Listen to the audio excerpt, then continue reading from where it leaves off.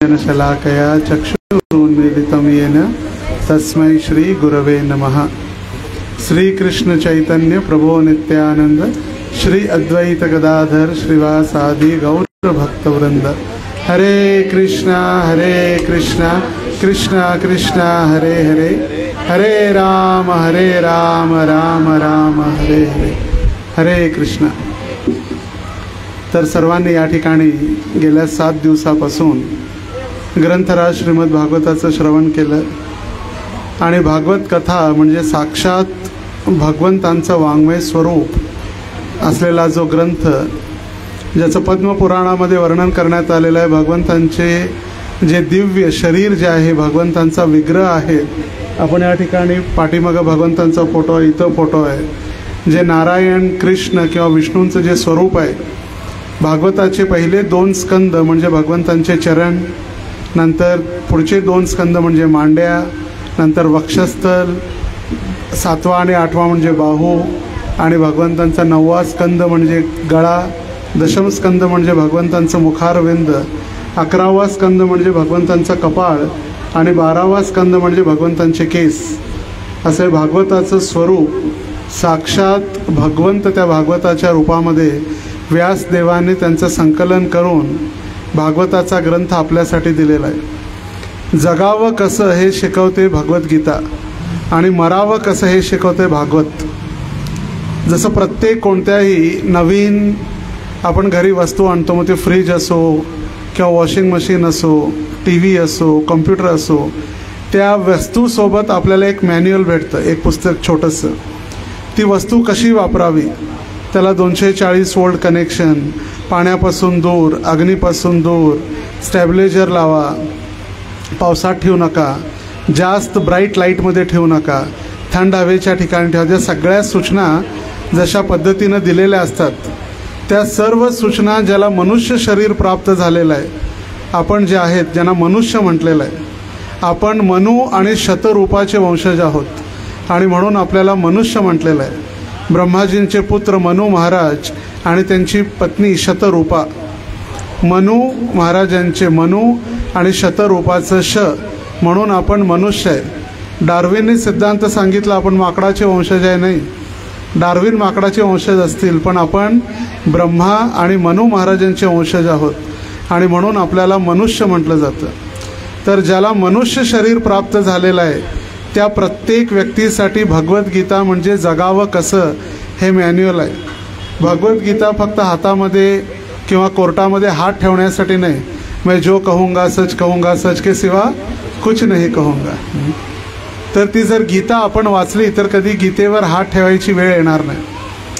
काय खावं काय खाऊ नये, कधी झोपावं कधी झोपू नये, कशा पद्धतीनं खावं, काय दान द्यावं काय दान देऊ नये, हे सगळं वर्णन भगवंतांनी भगवद्गीतेत केलेलं आहे।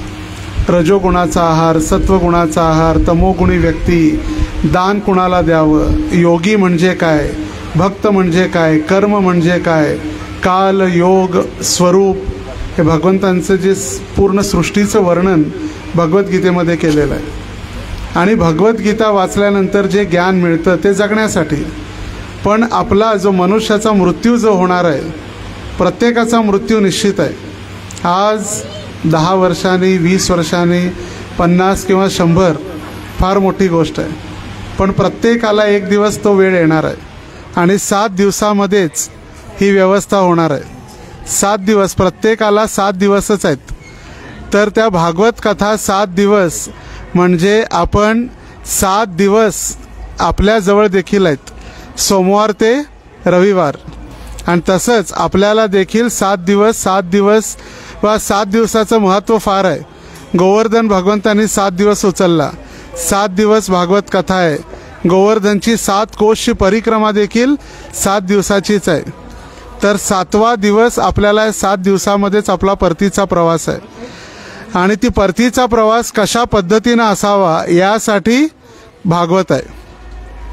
गीता शिकवते जगावं कसं आणि भागवत शिकवते मरावं कसं। परीक्षित महाराजांनी शुकदेव गोस्वामींकडून 7 दिवस 7 रात्र कथा ऐकली आणि अंततोगत्वा सरते शेवटी त्यांची मुक्ती झाली। तक्षक साप आला, दंश केला, त्यांचा मृत्यू झाला, ती वेगळी गोष्ट. पण ते होण्या अगोदरच परीक्षित महाराज भगवंतांच्या धामी वैकुंठाला परतलेले होते. तर नाम संकीर्तन जे आता चाललेलं होतं, नाम संकीर्तन साधन पै सोपे, जळतील पापे जन्मांतरीची, जे तुकाराम महाराजांनी सांगितलं तेच नाम संकीर्तन यस्य सर्व पाप प्रणाशनम. भागवताचा 18,000वा श्लोक, 12व्या स्कंदातील 13वा अध्याय आणि सगळ्यात शेवटचा श्लोक नाम संकीर्तनाविषयी सांगितलेला आहे. तर या कलियुगाचा युगधर्मचा आहे नाम संकीर्तन. या कलियुगामध्ये मोठमोठ्या मंदिरामध्ये पूजा अर्चा, यज्ञ, होम, हवन, ध्यानधारणा सांगितलेली नाही. कलिकाले नामरूपे कृष्ण अवतार.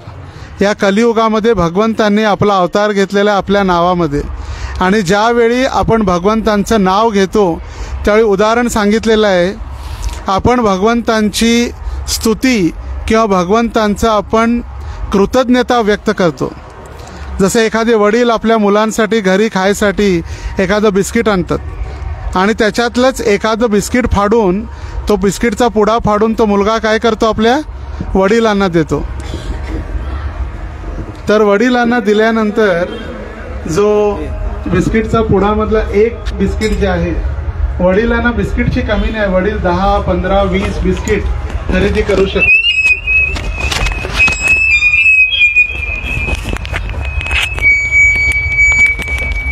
तर जसं वडील कित्येक बिस्किटचे पुढे खरेदी करू शकतील, पण एक जे आपला त्यांचा मुलगा एक कृतज्ञता म्हणून जसं वडिलांना देतो, तसं सगळं भगवंतांचंच आहे. सगळी भूमी असो, धन असो, सगळं भगवंतांचंच आहे.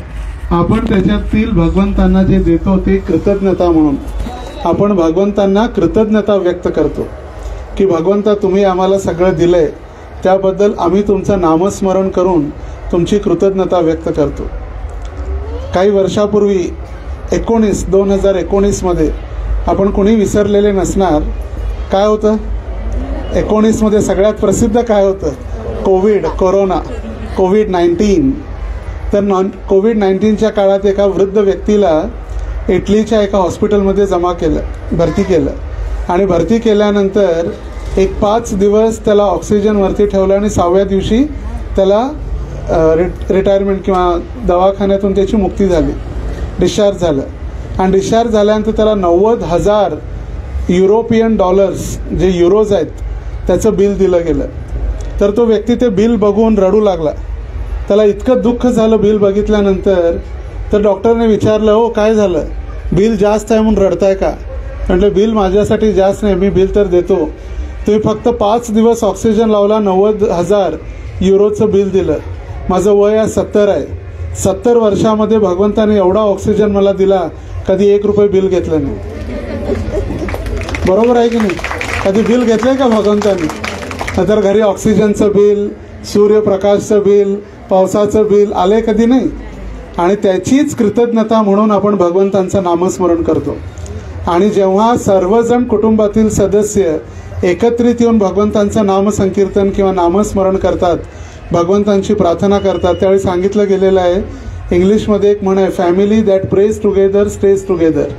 जे कुटुंब एकत्रित येऊन प्रार्थना करतं ते कुटुंब एकत्रित राहू शकतं. आपल्याला अर्थशास्त्रामध्ये शिकवलं जातं हिंदू अनडिवायडेड फॅमिली, HUF. म्हणजे एका कुटुंबामध्ये 40, 45, 30, 35 लोक राहायचे. का? कारण ते सर्वजण एकत्रित येऊन भगवंतांची प्रार्थना करायचे. आज घरात देवघर छोटे झाले, घरं मोठी झाली आणि लोकांची संख्या झाली 2 किंवा 3. आणि कोणी नसलं तर घरचा मालक आणि त्याची काळजी घेण्यासाठी एक प्रेम करण्यासाठी कुत्रं. मग त्या कुत्र्याच्या नावाने सगळी प्रॉपर्टी होते आणि तो मालक घर सोडून निघून जातो. तर तेच कुटुंब ठेवण्यासाठी आपली जी संस्कृती आहे, सनातन संस्कृती, आपले बघा गणेशोत्सव असो, दसरा असो, दिवाळी असो, गुढीपाडवा असो, कोणताही उत्सव असो, घरातील सगळे सदस्य एकत्रित येऊन भगवंतांची प्रार्थना, पूजा, आराधना करतात. कशासाठी? आपण सगळे एकत्रित राहावं म्हणून. आणि हा सुद्धा सनातन संस्कृतीचा हाच एक मार्ग आहे, ज्या ठिकाणी भगवंतांची प्रार्थना करून आपण सगळे एकत्रित राहू शकतो. आणि ती प्रार्थना करणं म्हणजे भगवंतांचं नामस्मरण.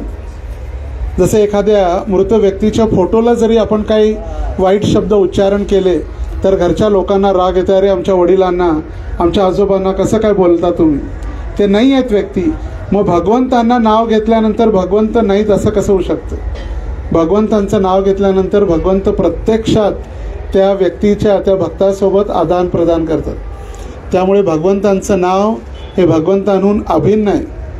ज्यावेळी आपण भगवंतांचं नाव घेतो त्यावेळी भगवंत सांगितलेलं आहे, ज्यावेळी व्यक्ती भगवंतांचं नाव झोपून घेतो त्यावेळी भगवंत बसून भगवंतांचं नाव ऐकतात त्या व्यक्तीच्या जवळ. ज्यावेळी तो व्यक्ती उभारून नाव घेतो त्यावेळी भगवंत नृत्य करू लागतात. एवढं प्रेम आहे भगवंतांचं त्यांच्या नाव घेणाऱ्या भक्तावर. भगवंतांसाठी प्रत्येक व्यक्ती त्यांच्या मुलाप्रमाणे आहे, प्रत्येक जण त्यांचा पुत्र आहे.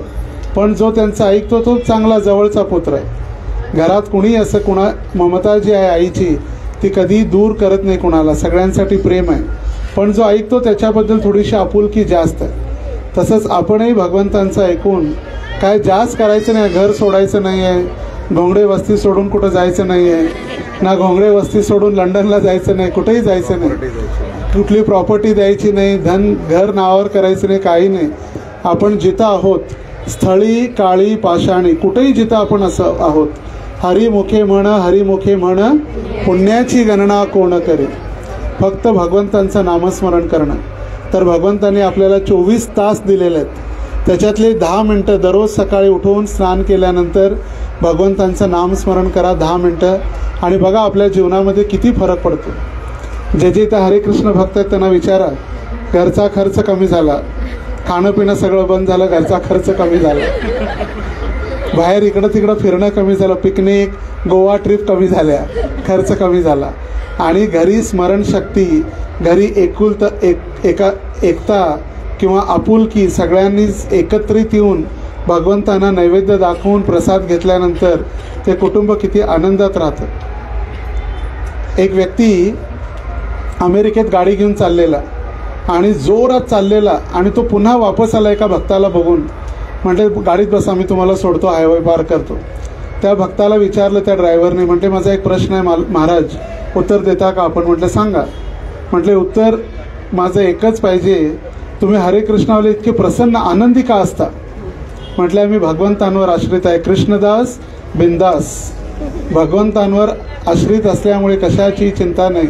कारण का भगवंतच आपले रक्षण करणारे आहेत आणि तेच आपल्याला तारणारे आहेत. राखे कृष्ण मारे कृष्ण राखे के. आणि जर भगवंतांनी एकाचं रक्षण करायचं ठरवलं तर भगवंतांचं नाव आहे सहस्त्रबाहू. 1000 हात आहेत त्यांचे, ते आपलं किती चांगल्या पद्धतीनं रक्षण करतील. आणि 1000 हाताने जर त्यांनी काढून घ्यायचं म्हटलं तर 2 हाताने आपण किती सांभाळून ठेवणार आहे. तर आपलं सौभाग्य आहे की आपण 7 दिवस आपण या ठिकाणी श्रीमद भागवत कथा ऐकली, आणि कथेद्वारे आपण भगवंतांना आपल्या हृदयामध्ये स्थानांतरित केलं. कर्णरंध्रेन, कर्णाद्वारे हृदयामध्ये. आणि आता त्यांना हृदयातच राहू द्या, त्यांची जागा तीच आहे. बाकीच्यांना आपण भाडे करू ठेवलेलं आहे, सिने कलाकार, क्रिकेटर, ते भाडे करून रिकामी केलून भगवंत आता त्या घरामध्ये आलेले, त्यांनाच तिथं राहायला देण्याचं ठिकाण आहे. तर पुन्हा एकदा माताजीचं नाव गौडीय वैष्णवी माताजी, आणि त्यांना मार्गदर्शन करणाऱ्या सर्वांचे प्रसिद्ध आपल्या रामलीला माताजी, चिल्लाळ माताजी प्रसिद्ध आहे, चिल्लाळ माताजींच्या नावानं. तर माताजींनी वैष्णवी संप्रदायामध्ये किंवा महिला मंडळाच्या आघाडी तर आहेतच, आणि त्याच महिलांबरोबर प्रचार कृष्ण भावना भावित महिला मंडळ म्हणून गौडीय वैष्णवी, त्यांची परंपराच आहे ती गौडीय वैष्णवी परंपरा त्यांनी प्रारंभ केलेली आहे. तर त्यांचेही धन्यवाद, आणि गौडीय वैष्णवी माताजींचे देखील विशेष धन्यवाद. त्यांनी 7 दिवस या ठिकाणी कथा केली. आपलं मंदिर जे आहे, ज्यांचं आपण दर्शन या ठिकाणी घेत आहोत किंवा फोटोमध्ये घेत आहोत, त्यांचं नाव आहे राधा दामोदर. दाम म्हणजे दोरी, उदर म्हणजे पोट. बांधारे याला उखळाला बांधा, यशोदेने यानं बांधलं उखळाला, म्हणून यांचं नाव काय झालं दामोदर. तर राधा दामोदर मंदिर अक्कलकोट रोड 172 बार 2 नवीन जकात नाका ज्या ठिकाणी आहे त्या ठिकाणी, जिथं पोलीस चौकी राईट घेतल्यानंतर विनायक नगर तिथं मंदिर आहे. दर रविवारी सकाळी 8 ते 10 या वेळेमध्ये भागवत कक्षा, कथेनंतर सर्वांसाठी प्रसाद असतो. रथयात्रा, शोभायात्रा, वेगवेगळे कार्यक्रम मंदिरातर्फे युवकांसाठी, कॉलेजमध्ये आर्ट ऑफ माइंड कंट्रोल आणि वेगवेगळी स्मरणशक्ती वाढवून अभ्यासक्रमामध्ये कशा पद्धतीनं आपण प्रगती करू शकतो, पॉझिटिव्ह थिंकर, अँगर मॅनेजमेंट, राग आला तर काय करावा, विद्यार्थ्यांनी सगळे सेमिनार वगैरे दिले जातात. आपण कधी या पहाटे 4:30 वाजल्यापासून रात्री 9 पर्यंत मंदिर असतं. फक्त दुपारी 1 ते 4 बंद असतं मंदिर. आणि आपण या दर्शनाला आणि आपलं जीवन यशस्वी बनवा. तर मंदिराच्या वतीनं या कुटुंबाचा, रामलीला माताजी आणि आपल्या सर्वांचा, ज्यांनी दररोज 7 दिवस येऊन कथा ऐकली, आणि सगळ्यात महत्त्वाचं व्यंकटेश कंची यांनी ज्यांचं कथेचं आयोजनाचे प्रमुख, सिंहाचा वाटा ज्यांनी घेतला आणि कथेचं आयोजन केलं, त्यांचंही धन्यवाद. RSSचे कार्यकर्ते आहेत आणि ज्यांच्याकडून आपण कथा ऐकली, श्रीमान श्रवण भक्ती प्रभू, जे पंढरपूर धामाचे निवासी आहेत. गेल्या 40 वर्षापासून कृष्ण भावनेचा प्रचार संपूर्ण महाराष्ट्र, भारत आणि साऊथ आफ्रिकेमध्ये त्यांनी, युगांडा, केनिया या भागामध्ये त्यांनी, साऊथ आफ्रिकेमध्ये देखील कृष्ण भावनेचा, भगवद्गीतेचा प्रचार त्यांनी केला. आणि मंदिरात येण्या अगोदर ते RSSचे मोठे सदस्य होते. शैलेंद्र देशमुख नावाने पुण्याचे आघाडीचे कार्यकर्ते होते. तर मंदिराच्या वतीनं त्यांचेही आपण धन्यवाद देऊ. एक वेळा हरे कृष्ण महामंत्र म्हणून हरे कृष्ण कृष्ण कृष्ण हरे हरे, हरे राम राम राम हरे हरे. फार फार धन्यवाद. आता भागवताची आरती होईल आणि आरतीनंतर